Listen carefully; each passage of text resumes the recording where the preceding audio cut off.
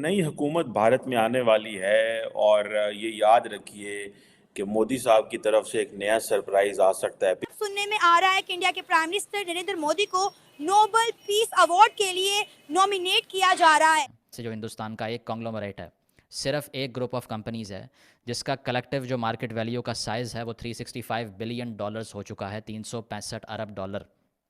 पाकिस्तान का collective GDP इस stage पे जब हम ये बात कर रहे हैं 341 बिलियन डॉलर है। फ्रेंड्स, जय हिंद। एंड डायरेक्ट पर आप सभी का स्वागत है दोस्तों। फिर से एक पाकिस्तानी वीडियो लेकर आया हूं दोस्तों। जब पीएम मोदी ने संसद में भाषण दिया था कि ये मेरा तीसरा टर्म आने वाले बहुत बड़े फैसलों का होगा, इससे पाकिस्तान मीडिया में बोल रही है कि याद रखिए दोस्तों, पीएम मोदी सरकार कुछ पाकिस्तान के लिए बड़ा सरप्राइज देने वाली है। इससे हमें केयरफुल रहना चाहिए क्योंकि पीएम मोदी बहुत बड़े पावरफुल नेता हैं। तो आइए देखते हैं पाकिस्तान मीडिया का रिएक्शन।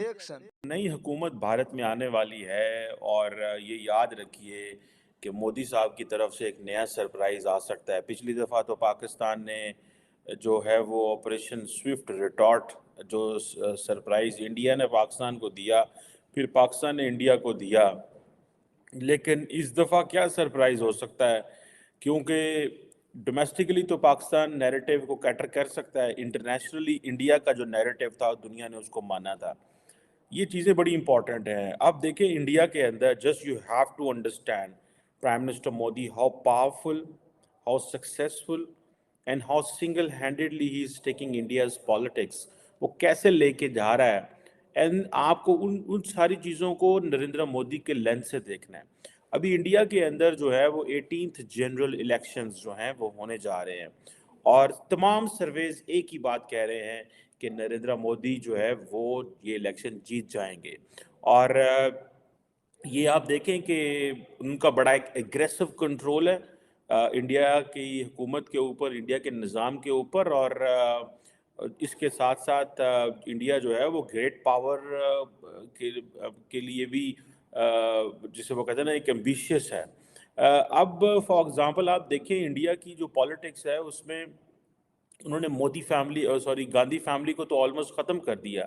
ठीक है जी, आप देखें जैसे हमने कहा 15 साल पिछले एज ए सीएम और 10 साल ये, अगर 15 साल ये होते हैं तो 2029 तक नरेंद्र मोदी के, तो वो जो जवाहरलाल नेहरू उस वक्त जो प्राइम मिनिस्टर इंडिया के हुआ करते थे फ्रॉम 47 टिल 64, और फिर नेहरू साहब की जो डॉटर थी Indira Gandhi from 66 to 1977 and again फिर फ्रॉम 1980 टू 84 उन्होंने जो हुकूमत बनाई।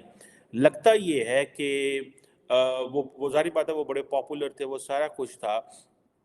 लेकिन लगता ये है कि नेहरू जो गांधी साहब और जो नेहरू का जो टेन्योर था वो सारे का सारा इतना लंबा रहा और इंडियंस उससे इतने खुश नहीं रहे, जिसकी उन्होंने एक नया फैसला किया और वो फैसला नरेंद्र मोदी के हक में था। तो पॉलिटिकल पार्टीज़ के दरमियान, कांग्रेस हो या बीजेपी के दरमियान मेजर आइडियोलॉजिकल डिफरेंस है। उनके एटीट्यूड्स की तरफ, उनका जो रवैया है टूवर्ड्स मज़हब, उनका जो रवैया है कि भारत को किस तरह नज़र आना चाहिए। नेहरू और कांग्रेस के बारे में कहा जाता है कि वो रिलीजियसली प्लूरलिज्म की बात करते हैं और वो लिबर्टी और इन चीज़ों की बात करते हैं, हर बंदे को आज़ादी है। लेकिन बीजेपी जो है उसके बारे में कहा जाता है कि वो एक इंडिया को मेजॉरिटेरियन स्टेट बनाना चाहती है, जिसमें सियासत हो, गवर्नेंस के मसले हों, हर चीज़ हो, वो एक डिफरेंट लीडरशिप